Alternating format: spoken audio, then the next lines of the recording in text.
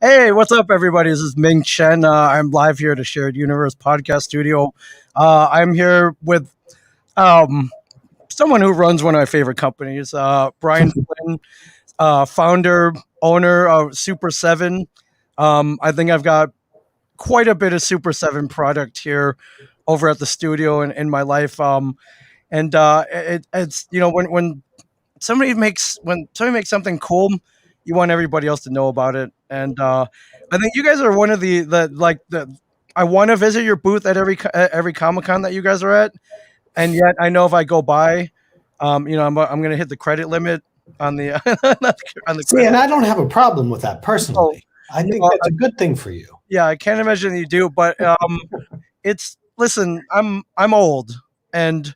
anything that I can buy to make me feel like a kid again.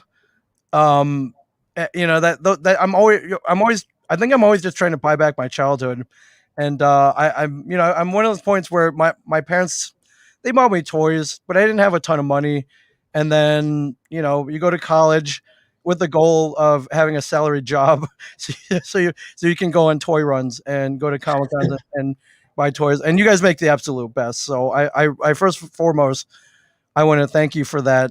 Um, and I just want to thank you guys for bringing such a great, cool company, man. Um, Well, these are all very wonderful compliments, and now you're making me very bashful. It's very nice of you to say. I mean, for us, as I've said, people have probably heard far too many times. It's like we're not really that different. We're from the same zone, and the difference is that somehow over the last number of years, we've been able to convince people to allow us to make the toys that when you're sitting around with your friends on a Friday night or Saturday night or on a webcast or whatever, and you're like, oh man, would it be cool if you made this, or wouldn't it be cool if we made that? That's what we're getting to do. And so I'm trying to make as much of that as I can before they sort of figure out that I'm just a toy nerd, and then they quit letting me make it. I mean, if I look at your trajectory of those toys those toys that you allowed to make, they just keep getting cooler and cooler, and that's what we're here to talk about. Is last Thursday, I believe, I saw a press release, and I almost fell out of my chair. Um, the it's like my childhood come to life. But you're putting out a line called the GI Joe Ultimates. They're 7-inch, super articulated, super accessorized, cartoon accurate figures, and I'm going to throw them up on the screen here. This will be the first wave coming out in 2022. We have we have all of our favorites here. We have, of course, Cobra Commander, the Bats. We have Snake Eyes, and then the one and only Conrad S. Hauser, aka Duke. Yes. And I'm gonna throw this up here too. So I mean, a mountain of accessories. This the 8 year old, 10-year old Ming Chen could have never thought this could have ever existed. But I'm wondering how this came about. Um, did you make many trips to Providence, Rhode Island to meet with Hasbro? I mean, was this one of the sitting around on a Friday night dream projects that some all of a sudden came to life? Well, I think much like most everybody would guess, we've been trying to get at GI Joe for years, and Yeah. so have other people. Lots of other, I've heard plenty of industry stories of people that have approached Hasbro with their thoughts on GI Joe, and were met with a certain amount of either resistance or disinterest or anything. And that's not to say negatively on Hasbro, because that's going to sound that way. It's like, Hasbro's has been for a long time trying to figure out what they want to do with GI Joe. And I think that they've really hit on something that clearly is working. If anybody's paying attention to the demand for GI Joe classified, it's bonkers. So it took them a while to hit, I don't say hit their stride, but to find out where they wanted to be with GI Joe. At the same time, as we've worked our way further and further into our relationship with Hasbro, that started, way back with doing a few Transformer pieces. It's literally started with Transformer Keshi surprise figures, and then, okay, those turned out pretty good. Then we moved into the Super Cyborgs. Those turned out really well. That moved into reaction figures. Then it was like, okay, well, you maybe there's a couple other Hasbro licenses that you can work with, and we've just been slowly working on this. And then with GI Joe, we went in with a very large presentation about here's a long roadmap, not a short roadmap, like years and years of where we would like to get, and very clear about where we saw our place within this, because it's still Hasbro's brand and Hasbro has their toys that they're going to sell. So how do I make sure that I'm making something that doesn't compete for the Hasbro dollar? And that may sound like a business talk, but it's, I'm not trying to fight with Hasbro. I'm trying to show them that what I want to make will be complementary to what they're making. Right. And if you want to talk about it in a very small, narrow sliver, I mean, the amount of people, while we sit here and go, God, so many people collect GI Joe. If you're talking about the number of people that buy toys on a Hasbro level, their job is to sell toys to children. Then you have a smaller group of that's adults, and then a smaller group of that might be interested in GI Joe. And then, and it keeps getting smaller and smaller. And so when you're talking about the things that we want to make, we know we're starting from that niche part. So if you've got a bunch of people making a lot of noise about this, I can help make the toy that I want, that they want. And then if they're getting satisfied at that side, they're even that much more interested or open to the opportunity of getting in on something that like classified or a reboot, that if they're not getting what they want, they're going to hate it. But if they are getting what they want, then all of a sudden they're much more open to the idea of well, there's a new take on this, and maybe I'm interested in the new take as well. That sounds over analytical. I mean, the real part of it is, of course, me just going, oh my God, I want to make GI Joes, But there is a way that you have to walk through why they would let you take something that they own and compete with them theoretically. Right. You have to make sure that if I'm going through there, that they understand that what I'm trying to do is going to help enhance the brand of GI Joe and make them stronger, not the opposite. Yeah, I think you've nailed it. I think it's funny you said, you're trying to come up with something new. But what I love is I'm a collector of all the classic figures. That's my childhood. The wave 1 through 5 figures, I guess, from the 80s. I know later on they went through a period of repaints and newer versions. But the ones near and dear to my heart, and I imagine your heart, are the classic figures. And then you went even cooler. The Ultimates are cartoon accurate, which I don't even know if I don't know if it's been done before. I don't have any cartoon accurate figures. And how did you arrive at that decision? It's like, man, let's go with the cartoon versions. Well, I think it's kind of a mix of a couple different things. Obviously, if you're talking about how the genesis of the line, which is you have the 1960s line with that articulation pattern, and then they figured out how to scale down that articulation pattern using a lot of what they learned from Mego and Micronauts and everything else into what became the reboot of GI Joe in the 80s. Obviously paired it with a cartoon, but as everybody knows, the toys were designed first, the cartoon came later. And if you look at the chronology of where GI Joe's headed for the most part throughout Hasbro, it has always been an evolution of the toy. It is not necessarily an evolution of what happened on the cartoon. What happened on the cartoon or what happened in the comic books were ancillary storylines in a lot of ways, if you will. So what you're saying is like they look at like, okay, here's the toy I had. Now I'm evolving the toy, and I'm evolving the toy again, and I'm evolving the toy again. Real American Hero, the cartoon, happened to be one iteration of that, but it's still not the core product. Right. If that makes any sense. So when we were going back to it, it was that thing to me where it was like the thing that I don't have. Like I have a lot of black snake eyes. Like I don't necessarily, it's not saying that I don't need, because when they make it, I'll buy it again. Well, but, of course. but it's like, I want blue and purple Snake Eyes. I want the cartoon version. I don't have him. When you talk about the old toys, they never had the silver stripe on Cobra Commander's helmet. I'm Yeah, like, how did that not?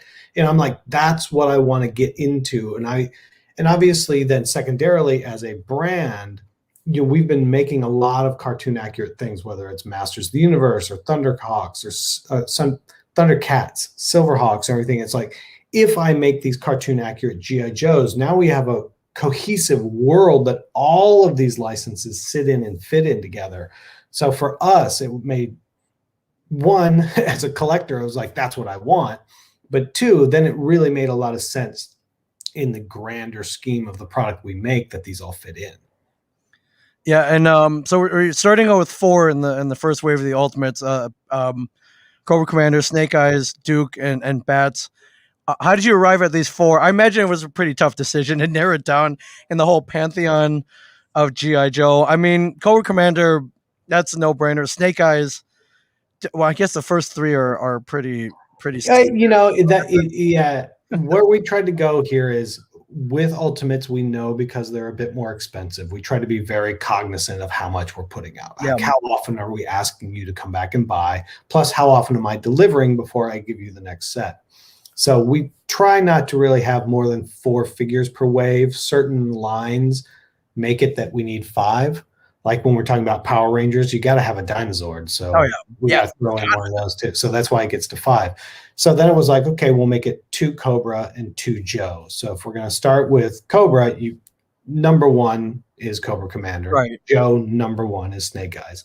So those are already taken out. And then who's your next guy? And we're like, okay, if you're going cartoon, you've got to go with Duke, because Duke's sort of, leading the cartoon. Right. He's the quarterback for sure. But then with Cobra, we were like, oh, there's a whole lot of second in commands. And instead we're like, as you evidenced by the Cyborg Bat, one of our favorite characters for everyone is the Bat figure. It's the Bat. It's not technically Bats now. It's just Bat. Yeah, but it was like, let's make Bat. And that, because that's cool. I'm like, what's the most badass figure we can make? Bat. So let's make Bat. And then it wasn't any more complicated than that. And then obviously, as we scheduled down the waves, it became very easy. Okay, who's the next 2 we got to get to? Who are the next 2 we got to get to? Who are the next 2 we got to get to? And just start going down the list. Yeah, for sure. So I'm going to pull this up, just an example. So these are available for pre-order now. Yes. They retail at $55, and I think available now until August 15th, I believe, for pre-order. Yes. And just an example of the accessories: 10 interchangeable hands. The Cobra Commander, the red cape, like rifle, a rifle, pistol, alternate pistol, snake scepter, remote detonator, Cobra binoculars, high frequency gun, the synthesoid neutralizer. And my favorite, the snake with the globe, the hand holding the snake. That's my favorite as well. Which is insane, because I think that comes from a video game commercial. So you guys are diving deep on these. I don't remember the commercial. I'm sure they made a commercial. I just remember it from the ad that would run, like when you had Marvel Comics and you'd open it up and they had the ad for the video game with him holding it out there. Yeah. And that was one of those early ones for me where I was like, okay, the accessory I want Cobra Commander holding the globe with the snake. And it's like, oh, yeah, we included that. And so obviously we're breaking from the fact that it didn't happen on the cartoon, but I don't think it really breaks the whole, whole universe of it all, if you will. Yeah. Oh, no, not at all. I mean, in fact, it adds to it. I was a big reader of the Larry Hama comics. So to see that, I was like, well, that's it. I mean, it's a deep cut. It is, but it's like, it's like hearing that song on your favorite album that nobody else really talks about, and it's like, oh man, but that's a great song. Like, why wouldn't you mention that? Exactly. That's amazing. How is it manufacturing these? 7 inches, not not your typical size. This many accessories. I imagine those prototyping and getting them back. And corrections.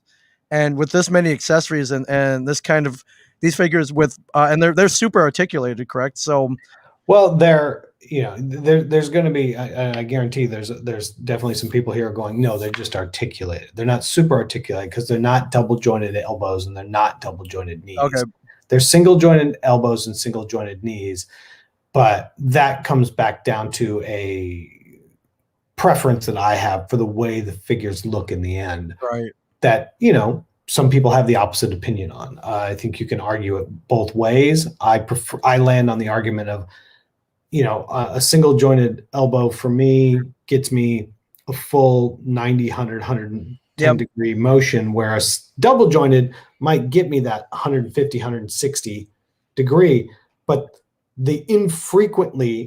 how infrequent I am going for that additional articulation versus all the more cuts that I have to put Right. in, all the plastic I have to remove when it's not in that pose, I can see the articulation so much more. So I know that was one of the concerns we had. Obviously G.I. Joe, since its inception, has always been much more articulated than most other things. And the fact that we're making reaction figures that don't have O-rings or that we're making these figures without double jointed knees and elbows, that there is a guy that is a specific G.I. Joe person that says, no, the articulation is one of the points of difference for me. And unfortunately, I can't make everything for everyone. So they are highly articulated, but they are not as articulated as humanly possible. Okay. Do these have a swivel arm grip? I remember when that was such a revolutionary thing. I think 83. They don't, because you don't really need a swivel arm with all the other articulation that we're giving it. You can still get that range of motion where beforehand you couldn't get that range of motion, especially if your wrist is obviously fixed to your forearm. Right. They couldn't make the wrist articulate because they would snap. And what they learned from Micronauts, where all those hands would pop out and everything. So they ended up putting the swivel in here. But I don't know. We're making the version of this figure that I really want to have, and hopefully that there's some other people out there that really like what we're doing with it. I'm sure that there will be some people that disagree with some of the choices we've made, but I mean, you can't make everybody happy, but I just by looking at all the photos and all the accessories, the detail. I mean, yeah, the silver stripe. It's such a simple thing, and they never did it. So, but I think they did it at the 25th anniversary, but yeah, really before then. Yeah, and to be honest, I'm gonna put up a photo here. Like you had me at the packaging. This is great with the bag. I don't see the back. I can't see the back. I don't know if these have file cards like the old school ones, but the reaction figures have file cards. Okay. Do not have file cards. That was always a big thing with me. It was like, quick kick like spaghetti, like that. I don't know why I love that so much. And I got to ask Larry Hama about that. I was like, well, just made him more human. And yeah, I absolutely loved it. I imagine you grew up in the 80s like I did, watched the cartoons, read the comics, collected the figures. Do you have a personal favorite? Everybody kind of asks that, and I think I know. Unfortunately, it's like asking Star Wars collectors if they like Boba Fett, and it's like, of course I like Boba. So Snake Eyes sort of always was that, because as a kid, it was just that all black figure was just so cool. Yeah, with the visor, kind of like the Venetian blind visor, and I love Snake Eyes. He comes with you didn't have to, but Timber. You get Timber. Yeah, fully articulated Timber as well. Yeah. Because why not? Of course. You got to have a fully articulated Timber. Yeah. He's got the radiation canister from Mass Device and everything.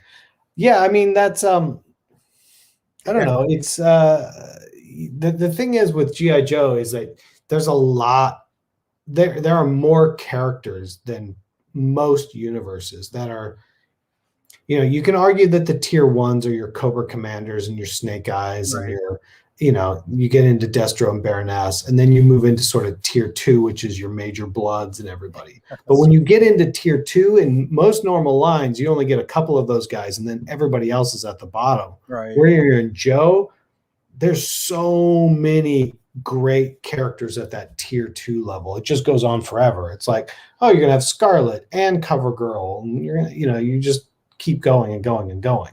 Yeah, yeah. Snow Job, Quick Kick. I mean, Yeah, they're all, you sit here and you say like Shipwreck. here. So like, Yeah, yeah, like it's you know who Shipwreck is, you know who Spirit is, you know who all these characters are. They're not obscure. They're not like, oh yeah, that guy was in the background of that episode. Yeah, or he only showed up once. They're all showing up all the time. yeah, for sure.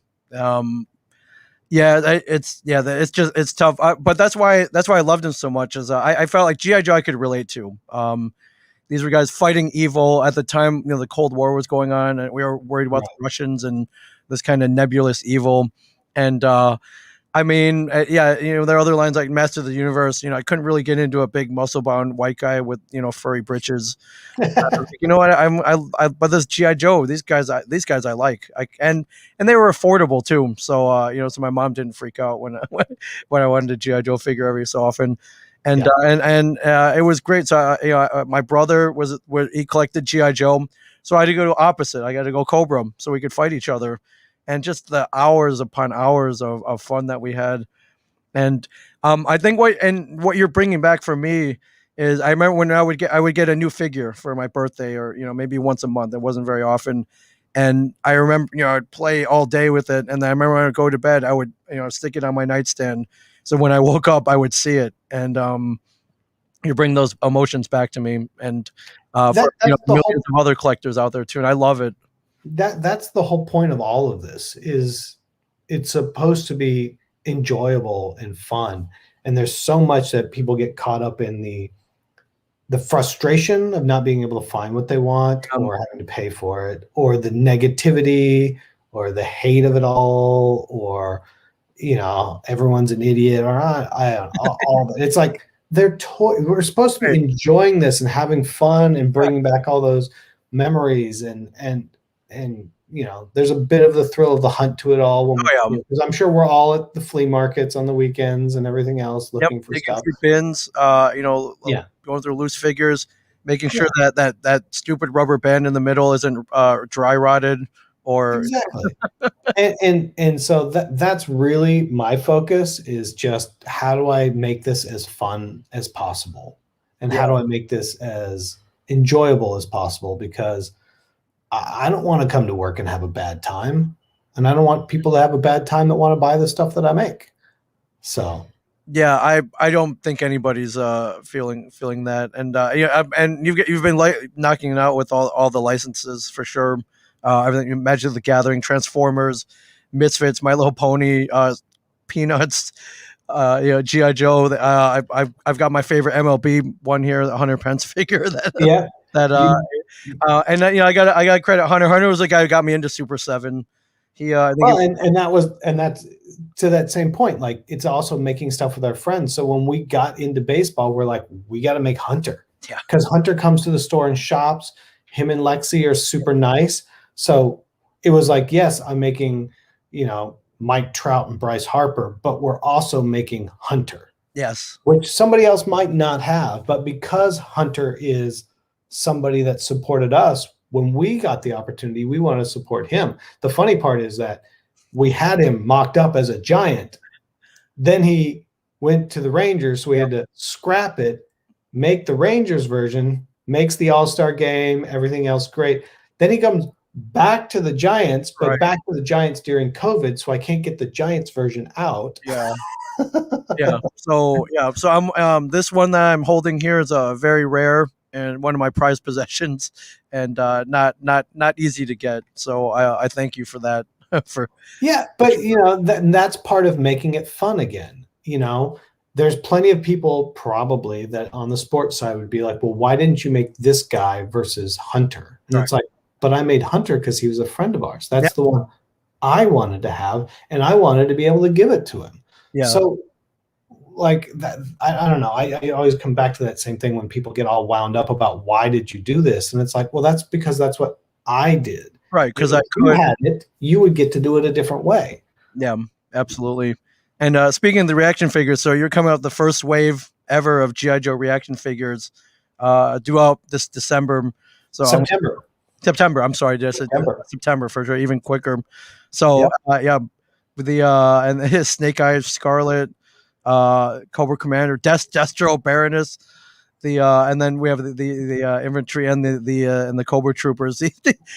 These look absolutely fantastic. I see them up either on my wall display case everywhere where I'm within eye shot, which is amazing. And I see many more to come for sure.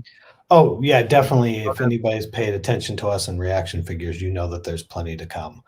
And we're really going to try to start getting into the nooks and crannies into some of those characters that have only been made, that one have never been made, or only made once, maybe twice, Yeah, or and then don't feel like that. I mean, like Quinn is a perfect example. Like he's been made once before, but like this Quinn, feels like a vintage figure that could have walked out of the comic book. yeah, You know, and like the green shirts, you can argue that there's the 25th anniversary green shirt, but green shirts really haven't been made. So let's right. get in there. And then if we're talking about the Cobra Troopers, you've got Y back and H back variant. So if you're that army builder guy, you can have both versions. But if you're just a regular dude that needs one, just grab one. It's cool. It's Yeah. cool.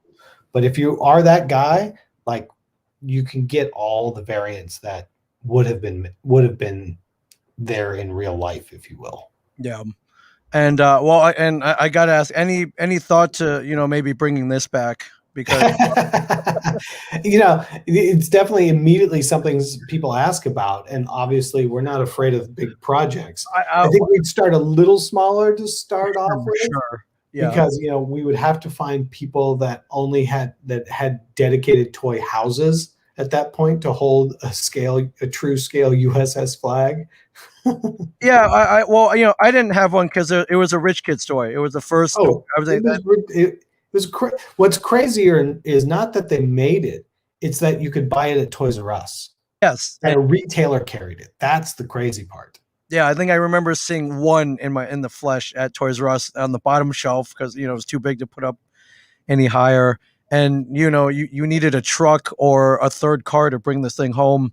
And then once you got it home, you needed a mansion with a separate room to house it in. House it, yeah. It's funny. I've never made it out to Kokomo Toys in Indiana. I don't know if you've ever made it to Kokomo. No. They did a post about a year ago on their social where they went out into the parking lot and assembled all the flags that they had, and they had like 6 or 7 flags out in this parking lot, all assembled with everything on it, and it was just like, God, that's crazy. Yeah. It's amazing. It's just yeah, I remember seeing that in the fold out little future product booklet, and I was like, I wanted this thing bad, and I pulled the trick. I tried to pull the trick with my parents for you don't need to buy me a Christmas or birthday present for the next 20 years. Just buy me the flag. I mean, that's we're good for the next 20 years, and unfortunately, in a world where the figures retailed maybe at most 350, and the USS Flag I think started at $89.99 in 1983, $84. Yeah, that was not happening. So yeah, it was as much as an Atari at that point. Yeah, exactly. But again, it's that feeling of being a kid and going, "Whoa, look at how big this is!" Like what this is where dreams come from, right? This is how dreams are made. Exactly. And, and you've been hunting that dream for how long did it take you before you got that USS Flag? 30 years. I wanted I think 9 or 10, and I was 40, and I got one on. I bought one on. Someone brought one in on Comic Book Men, and we made a deal. He threw in the Sky Striker, a couple of figures. I think I got it for $550. It was missing a couple parts, but I was like, I'll hunt down those parts. I'll still feel that thrill of the hunt. And now the question I have is, yes. Even though you have it, have you ever taken it out of the box and had it assembled, or do you just keep it in the box? It didn't come with the box. I have to hunt for the box too. But and unfortunately, it is in pieces. Well, here's the story. It wasn't pieces. I had it in the basement of the store. Walt, the manager, was like, "You gotta get this thing out of here." We ended up reassembling it in the store, and a guy came in. And he was like, "Are you selling that?" I'm like, "Well, I don't really want to, but I don't I don't know, man. Like if you can give me an argument and a good price, I might consider it. He's like, well, here's what I'm gonna do. I'll give you this much for it, and I'm opening up a brewery in the area. You sell it to me, I'll give you beer for free beer for life. And so I couldn't So turn. you made a calculated decision right then. So Cost value yeah, analysis. yeah. So I mean, anyway, wondering if I still have it. I actually sold it to him. He's actually our beer sponsor for the podcast studio now. We're very good friends. I can go over and play with it whenever I want. And so my goal is to get one in box, sealed. That would be great. We're talking probably 15 grand plus, maybe more in 2021 market. But that's what I'm hunting for. So So what you have to do then is like every time you get a beer, just like chalk off like $5. yeah, Like you're just building up your credit. See, I would have spent this money anyways. yeah, yeah, Yeah, no exactly. big deal. Yeah, selling it to him actually paid for itself. So, so Now, where I was going with that is that of everyone that I know that has a USS Flag, yes, I only know one person that actually has an assembled one. yeah, Every other person has, it's like, I have it, but it's in the box on a shelf. yeah, Like having it is different than unpacking it and displaying it. yeah. That was my plan. I was gonna take it home, assemble it, show my kids how cool my childhood was. And I was like, this doesn't fit anywhere. Like maybe I could sleep on it. It could be another bed, but Yeah. yeah, for sure. Um, And yeah, I gotta mention you guys license a lot of great stuff. Like it seems like every week, you have acquired another really cool license from my childhood, and I know that's not going to stop. I'm hearing the comic book license is actually very affordable. I don't, I'm sure that's not on the roadmap, but You mean the Ming Chen figure? the Ming Chen reaction figure would be pretty awesome. I think. Just I'm a little biased, but and from what I hear, the license is actually very inexpensive. So while I have you here, I do have to mention that. So, and I'm sure there was somebody made the joke once about making one of me, and I was like, "Are we trying to sell -5 of these?" Like, I find that every owner or founder of a toy company, yeah, everyone asks us like, well, where's your figures? I didn't get into it to make myself. I made it to get yeah, to exactly. I'm gonna make some weird obscure character you've never heard of more than I would ever make of me. yeah, for sure. So I know that always comes up as, you don't need a figure. I'm right here. Yeah. We're definitely characters for sure. Yeah. Just We'll get Rob, we'll get everybody. Yeah, for sure. So, thank you for I'm jumping. sure if I even mentioned it to Rob, he'd just like, why would anybody want me? Yeah, exactly. But yeah, well, hey, there's a market for everything, and that including us. So, but you know what? Thank you for bringing my childhood back in bigger and badder. Like bigger and more awesome than I had it as a kid. I can't wait for these to come out. I know the ultimates are being manufactured. Did I say made to order? Made to order. That's awesome. So get your pre-orders in now. Don't wait. Well, I mean, and the reason we do that is, as everybody can attest to whatever line they're trying to collect, if you make too few, then everybody gets frustrated. They're hard to find. You can't get the secondary market moves immediately. They're getting flipped. It's frustrating. You're having to pay too much. And conversely, if you make too many, then all of a sudden they're sitting on clearance or doing whatever. They're not selling. So by making it to order, I can give everybody a chance that wants one to get one. And at the same time, I don't have to worry about making too many. There's not going to be extras clogging up a peg or a warehouse that we're trying to discount or get rid of. So it allows us to really make the perfect collectible. The catch, of course, by doing that though, is then you have to wait for them to get manufactured. Right. And that's the part of it where people are like, this took 17 years to get to me. And it's well, in most cases, it's about 8 or 9 months. There's a couple projects that we've had that have been difficult. NJPW and Thundercats Wave 2 are two of them, but like Thundercats Wave 3 is shipping from the factory right now. Like Wave 3 is going to beat Wave 2. Yeah. Wow. And everybody's like, see? And I'm like, trust me, it's better for my business to deliver you toys on time. So It's more frustrating for me that it's not delivering to you than mine. But for the most part, like turtles come out on a regular basis. Everything else, hits as planned and as goes. But invariably, you're going to run into a couple things that just have problems that come up and then just delay things, which is frustrating. But for the most part, it happens. But going back to that same thing, that's the pre-order. Like, you're not having to chase whether or not you can get Major Blood right now. All right. Yeah, if you pre-order it, if you pre-order it, you're going to get it. Yeah, you might have to wait a little bit, but from the looks of it, definitely worth the wait. So I hope so. I hope that's the way people feel. And real quick, are you guys doing any conventions this year? I know, it's been real weird, but they've come roaring back. I think New York is going to go, and yeah, we're not going to do New York this okay. year. It's still a little weird, Yep. and obviously, as a business owner, you put yourself into a ton of issues around liability. Right. Like, if I ask somebody to go and travel there and they get sick, Yeah. what am I responsible for? Right. There's a host of issues around that. Obviously, you were talking about Houston. Texas has varying different opinions about certain things than other places. Saying that as a Texan originally, it's the Delta variant. People really don't know what's going on with that. Right. We're seeing that it's still a bit premature in my mind to have 100,000 people hanging out with each other inside, but we've got we're planning that next year that everything's happening like a normal year. All whether it's WonderCon or DesignerCon or San Diego, New York, or unboxing in Mexico City, whatever, like Toy Fair in February. We're assuming we're going to be there next year, but earlier this year when we had to make the commitment to New York, we weren't convinced. Right. I think smart decision.